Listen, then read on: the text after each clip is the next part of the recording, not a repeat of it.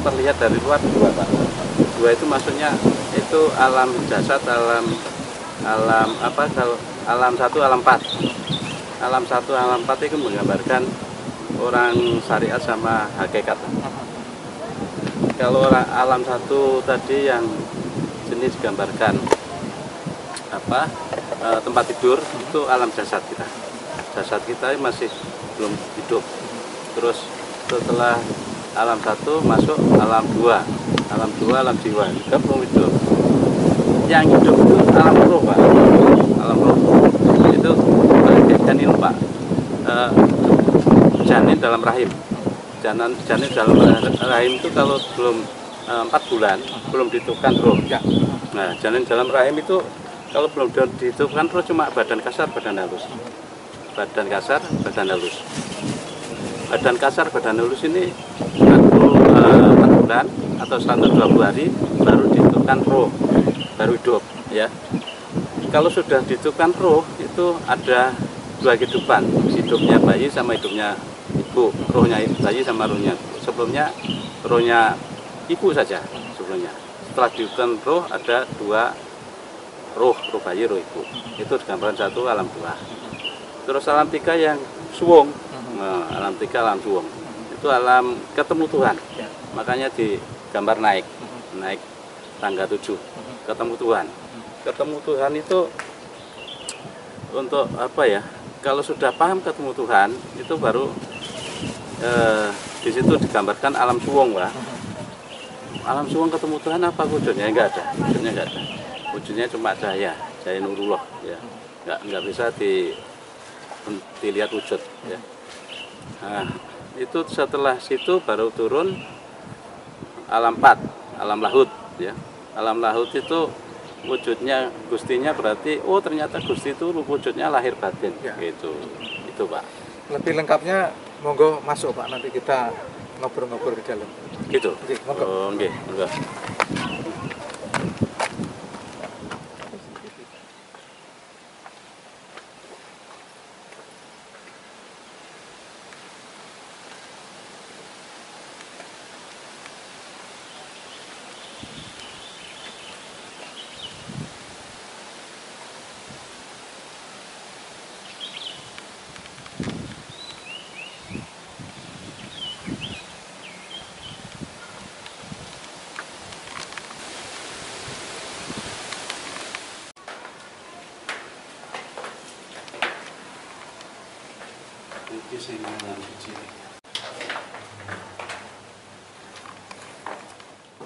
Pak Nur, bisa diceritakan ini sebenarnya kalau menurut saya atau orang-orang awam itu kan ruangan gua tempat orang bersemedi, tapi sebenarnya ini apa Pak? Oke, bismillahirrahmanirrahim. Ini sebenarnya kitab Pak. Kitabnya Mpu Barada, zamannya Raja Kauripan, Raja Erlangga. Nah, di saat itu karena tidak ada buku mungkin ya, terus itu sama Mpu Barada malah dibikin goa. Ini sebenarnya kitab, kitab yang direliefkan, dijawantahkan dalam bentuk relief. Iya, kitab apa? Kitab spiritual Pak. Kitab manusia untuk mencari Tuhan. Ya. Itu ada 4 lubang tuh Pak di sini. Ya.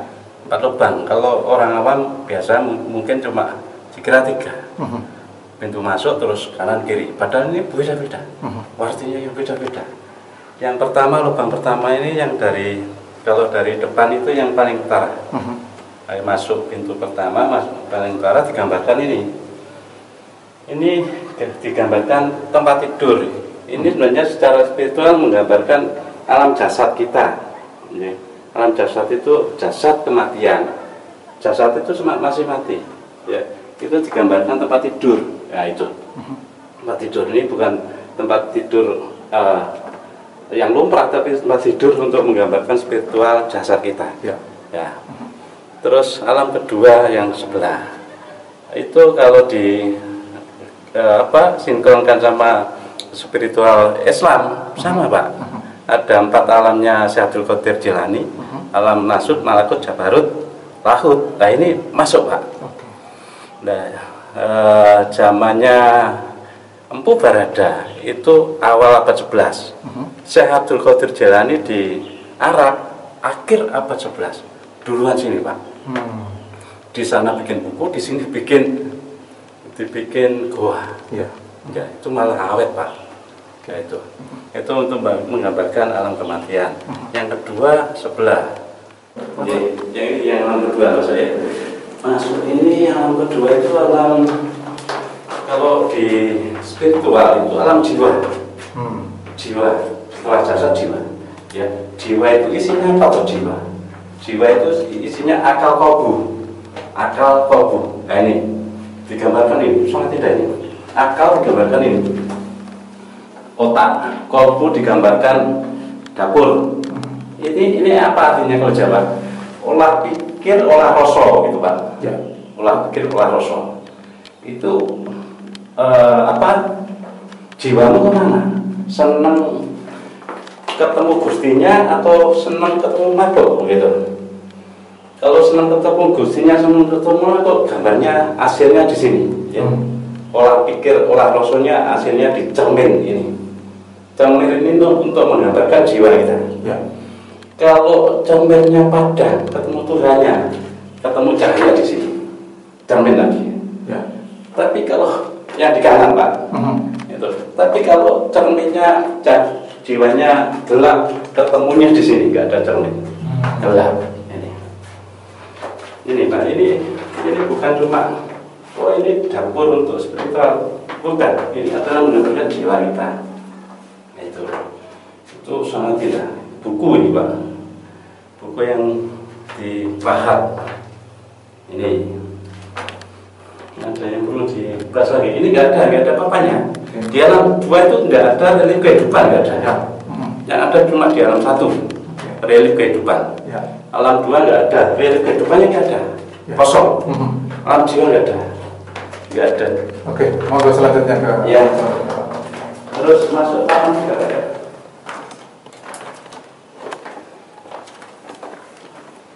Alam 3, masuk ini, Pak. Alam 3 naik. Gitu ya. Alam 3 itu dari alam 1, tadi 2 terus 3. Assalamualaikum. Alhamdulillah. Alam 3, ini, Pak. Alam 3, ini dah, Pak. Alam 3 itu juga nggak ada real kehidupan. Kalau di Syekh Abdul Qadir Jailani alam jabarut, ya, alam ruh, Pak. Ya. Setelah jasad, jiwa, ruh. Kalau di alam ruh ketemu Gustinya, ketemu Gusti Allahnya, ya. Kalau di alam ruh ketemunya hidup. Alam 1, 2 belum hidup. Ya. Alam hidup nggak ada real, Pak, di sini. Real kehidupan nggak ada. Ketemunya wajah. Ya. Nah, ketemu wajah Tuhannya, ya. Digambarkan ketemu wajah kalau di sini. Ketemu Tuhan maksudnya, ya. Ya. Ini relief kehidupannya apa? Cuma reliefnya kehidupan nggak ada, relief mendung saja, Pak. Relief mendung ini kita sudah masuk ke alam 3. Bisa masuk ke alam 3, bisa memahami apa ya? Bisa memahami Allah lahir batin gitu. Ya. Ya, Allah masuk ke alam. Kalau di Islam itu bisa mi'raj lah. Nah itu mi'raj kalau di Islam. Kalau di Jawa mungkin apa ya, masuk ke alam kayangan. Nah itu, Pak. Ini buku yang kitab alam 3.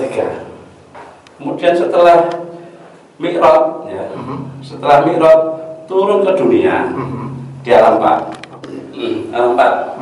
Alam 4 ini kalau sudah ketemu Gustinya mi'raj, turun itu sudah paham Gustinya. Alam 4 ini kalau di Syekh Abdul Qadir Jailani alam lahut, ya. Alam lahut itu untuk menggambarkan Tuhan itu lahir batin gitu. Artinya Tuhan itu lahir batin. Di Islam ada tuh, Pak. Allah itu lahir, juga Allah itu batin gitu. Berarti lahir batin itu Tuhan gitu. Kalau di sini juga begitu, ya. Di sini juga begitu, digambarkan relief kehidupan, ya. Sini relief kehidupan. Di sini kosong, Pak. Sini alam 3 tadi. Ya. ya, kosong, cahaya saja. Pancahaya. Pancahaya digabung alam satu sebenarnya.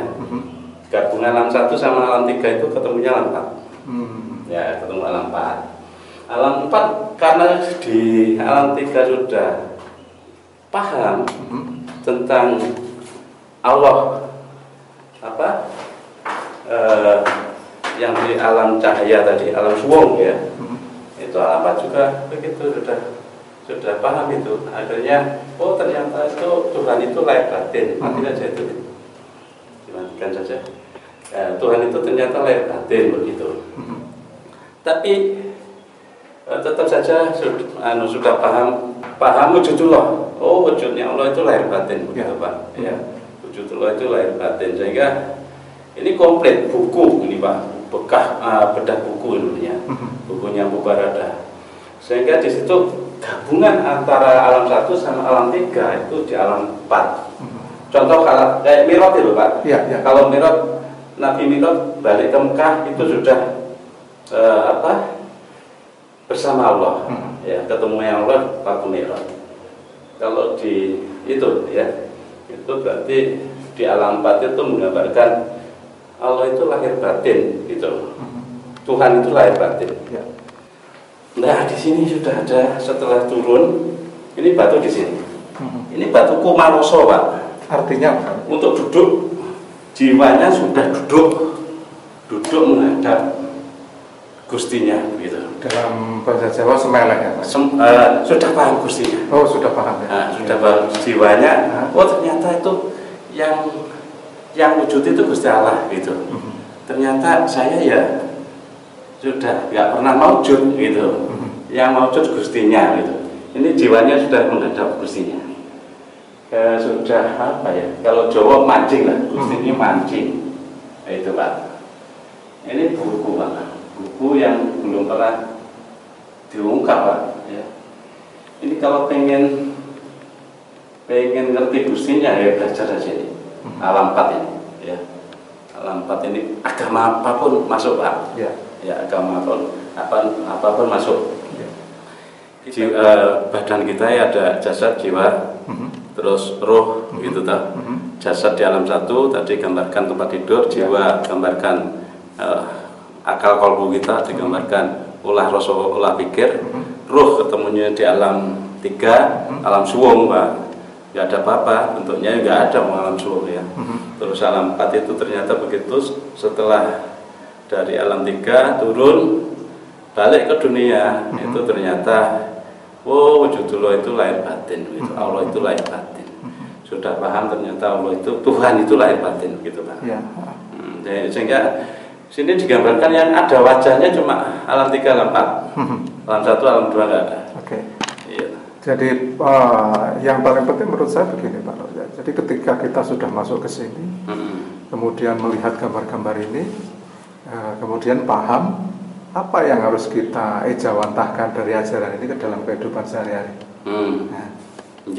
Pelajaran apa yang bisa kita ambil dari Gua Silomangleng ini? Iya. Itu kalau sudah ketemu Tuhannya Pak ya, itu tujuannya ke sana toh. Ini orang itu semuanya mencari Tuhan. Entah caranya gimana. Sudah ketemu Tuhan itu ternyata yang hidup itu ternyata hidupnya Tuhan. Ya menghidupi semuanya, alam semesta. Nah, jangan sampai makanya nggak boleh merusak itu lah. Terus menghidupi, yang hidup siapa? Yang hidup ya roh itu siapa toh? Roh itu rohnya Tuhan Pak. Yang hidup Tuhan satu. Kalau sudah paham ini ternyata wujud itu ternyata wujudullah, ya. Terus yang hidup ya Gusti Allah. Satu, yang gerak ya Gusti Allah. Itu tauhid kan begitu Pak. Satu. Yang hidup satu, yang gerak satu, ya. Sehingga setelah paham spiritual dan ada kehidupan itu ya kehidupan Gusti, terus yang setelah itu menghidupi, ketemunya di mana? Di alam 3. Alam 3 ketemunya wujudnya Allah gimana? Kosong, nggak ada Pak. Cuma cahaya saja, cahaya nurullah, cahaya nurullah di alam 3. Wujudnya juga ada Pak, alam suwung. Itu. Ya saya kira itu. Ini yang penting, ini buku gitu ya. Kalau pengen mempelajari spiritual, agama apapun bisa masuk.